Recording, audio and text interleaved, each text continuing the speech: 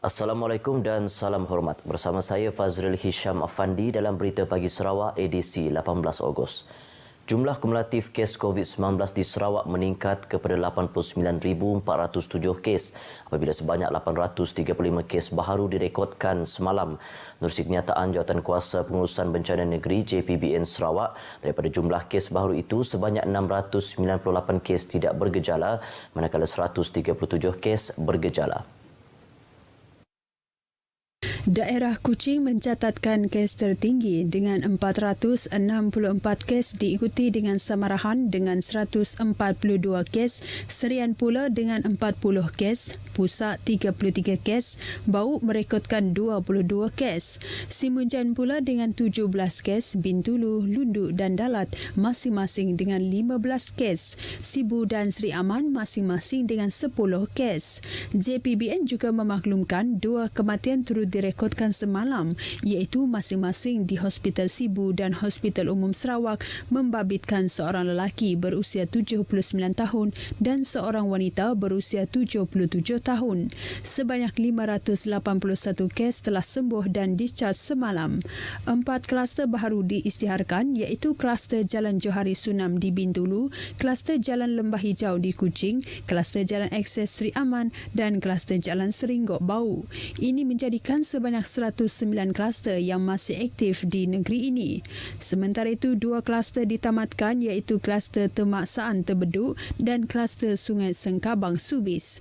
4 lokaliti dikenakan Perintah Kawalan Pergerakan diperketatkan PKPD, iaitu 2 rumah panjang di Seri Aman dan 1 lokaliti di Kuching, iaitu di Kampung Gobel dan 1 lagi Kampung Tui di Pusak. 13 lokaliti dilanjutkan PKPD, iaitu 10 lokaliti di Serian, 1 masing-masing di Miri, Subis dan Kuching. 8 lokaliti dengan 4 di Kuching, 1 lokaliti masing-masing di Simunjan, Lubuk Antu, Bintulu dan Subis ditamatkan PKPD. Pelaksanaan program vaksinasi secara hadir terus tanpa janji temu atau walk-in di Pasar Sentral Sibu mendapat sambutan yang menggalakkan daripada orang ramai sejak ia beroperasi 12 Ogos lepas. Penlaras Pusat Pemberian Vaksin Pasar Sentral Sibu, David Japang Jok berkata, pembukaan PPV tersebut merupakan inisiatif Jawatankuasa Pengurusan Bencana Bahagian JPB Sibu bagi memudahkan masyarakat khususnya di kawasan bandar yang tidak mempunyai pengangkutan dan kurang berkemampuan untuk ke PPV yang terletak agak jauh dari kawasan mereka. David Japang menjelaskan lokasi PPV berkenaan juga strategik berikutan ianya terletak di pusat bandar Sibu. Selain memudahkan masyarakat berdekatan dan individu yang belum menerima vaksin untuk hadir terus ke PPV tersebut. Tempat ini merupakan tumpuan masyarakat setempat yang contohnya dari kawasan yang lebih jauh, mereka lebih tinggal di kawasan area bandar dan mereka bekerja di kawasan pusat bandar seperti ini dan tidak mempunyai pengangkutan. Ini menjimatkan masa dan memudahkan mereka untuk mendapatkan vaksin. Penerima vaksin yang hadir di PPV itu memberi respon yang positif dengan adanya PPV tersebut. Pergi jauh pun saya dapat jalan. Kami pergi situ aja lah sebab di situ dekat.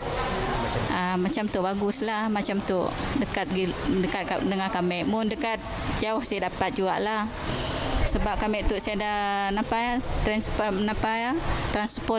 boleh memudahkan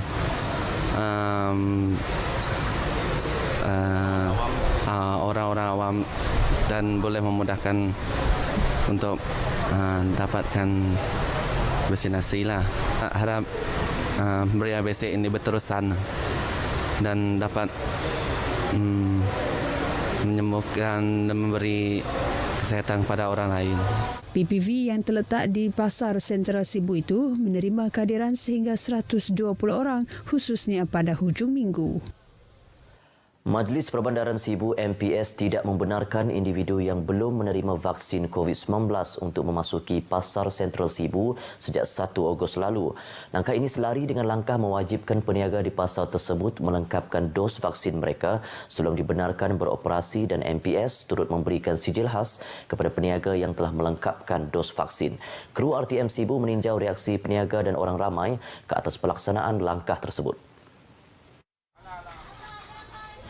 Bagi peniaga buah-buahan bermusim, Nurdini Alisha Deno Hamidi, langkah tegas itu disambut baik kerana ia akan dapat mengelak individu belum divaksin daripada memasuki premis berkenaan.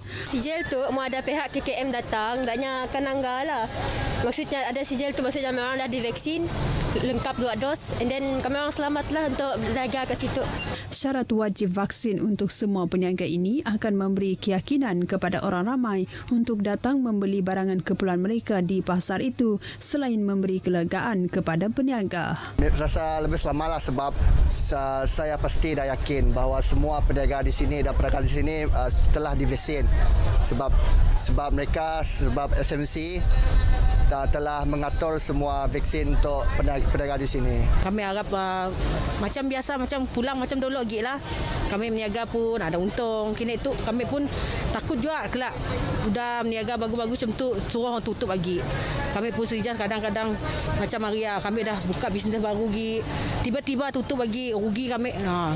Banyak lah. Sementara itu, bagi pelanggan yang ditemui, walaupun berasa sedikit takut dengan keadaan semasa, namun masih memilih untuk ke pasar itu bagi membeli barangan keperluan harian yang boleh diperolehi di satu lokasi sahaja. Semoga keadaan macam kes-kes tu semakin menurun lagi pun kena tu pun dah start menurun juga di kawasan Sibu, so harapnya maintain akan terus menurun lah. Selain pasar sentral Sibu, MPS juga turut menyeru agar pemilik-pemilik pasaraya di bandar itu turut mengikut jejak langkah mereka dengan tidak membenarkan individu yang belum divaksin memasuki premis. Jabatan Perangkaan Malaysia DOSM Negeri Sarawak telah menjalankan semula temu ramah secara bersemuka di lapangan Banci Penduduk dan Perumahan Malaysia 2020 atau Banci 2020 di negeri ini sejak Isnin lepas. Pengarahnya Dayang Rozana Abang Hassan dalam satu kenyataan media berkata, pengaktifan semula kerja di lapangan itu adalah susulan peralihan Pelan Pemulihan Negara Fasa 3 di Sarawak kecuali daerah Lundu, Bau, Kuching, Serian, Terbeduk, Samarahan, Asajaya dan Simunjan. Dayang Rozana menambah temu ramah secara bersemuka di lapangan tersebut akan dijalankan secara bersasar sehingga 31 Oktober depan. Katanya penekanan diberikan kepada kawasan-kawasan yang mempunyai status vaksinasi yang tinggi dan bilangan kes aktif yang rendah. Selain itu, jelasnya operasi pembancian bersemuka tidak akan melibatkan kawasan yang masih berstatus perintah kawalan pergerakan diperketatkan. Tambahnya, pihak jabatan juga telah mendapat kebenaran pihak jawatan kuasa pengurusan bencana negeri untuk melakukan kerja pembancian di lapangan dan dilaksanakan mengikut prosedur operasi standard SOP dan syarat yang ditetapkan oleh jawatan kuasa itu. Sementara itu, beliau mendedahkan berdasarkan maklum balas yang diterima sehingga Isnin lalu, seramai 1.59 juta penduduk di Sarawak telah dibanci iaitu 56.8% berbanding anggaran 2.82 juta penduduk. Sehubungan itu, DOSM Sarawak menyeru agar orang awam dapat memberikan kerjasama dalam menjayakan Banci 2020 di samping mematuhi SOP yang ditetapkan oleh Kementerian Kesihatan dalam usaha bersama memerangi penularan wabak COVID-19. Dayang Rozana berkata, bagi penduduk yang telah mendapat invitation code dan berhasrat untuk membuat pembancian melalui e-census, boleh layari laman sesawang untuk melengkapkan pengisian e-census.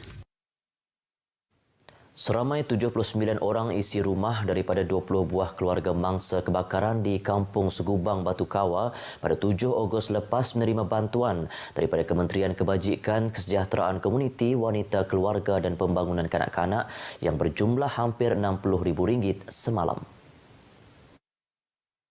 Menurut kenyataan media yang dikeluarkan oleh kementerian itu, Menterinya Dato' Sri Fatimah Abdullah telah menyampaikan bantuan berkenaan dalam lawatannya ke Pusat Pemindahan Mangsa Bencana Kebakaran di Sekolah Menengah Minlit Batu Kawah Kuching. Bantuan itu turut merangkumi pek makanan bermasak, bantuan wang saku, peralatan dapur, kelengkapan tidur, pakaian harian serta pakaian sekolah. Beliau dalam pada itu turut memaklumkan semua mangsa kebakaran dipindahkan ke ke bangunan flat HDC Batu Gong Siburan hari ini di bawah seliaan Majlis Perbandaran Batu Kawah. Selain itu, kementerian tersebut juga mengeluarkan kenyataan mengenai bantuan bencana kebakaran bernilai lebih 1.2 juta ringgit telah disalurkan kepada 231 buah keluarga terlibat dalam 76 kes kebakaran di seluruh negeri bagi tempoh Januari hingga Julai lepas. Di Selangau, sebuah kilang sawit terbakar hingga memusnahkan 40% daripada kilang terbabit dalam insiden awal pagi semalam.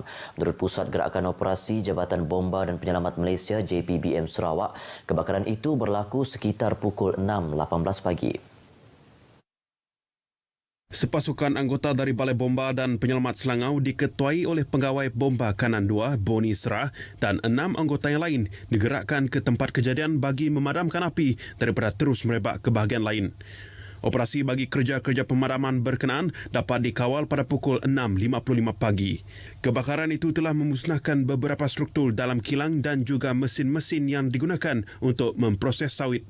Punca kebakaran dan jumlah kerugian masih dalam siasatan. Sekian berita pagi Sarawak. Terus patuhi SOP, lindung diri, lindung semua. Saya Fazrul Hisham Afandi. Assalamualaikum.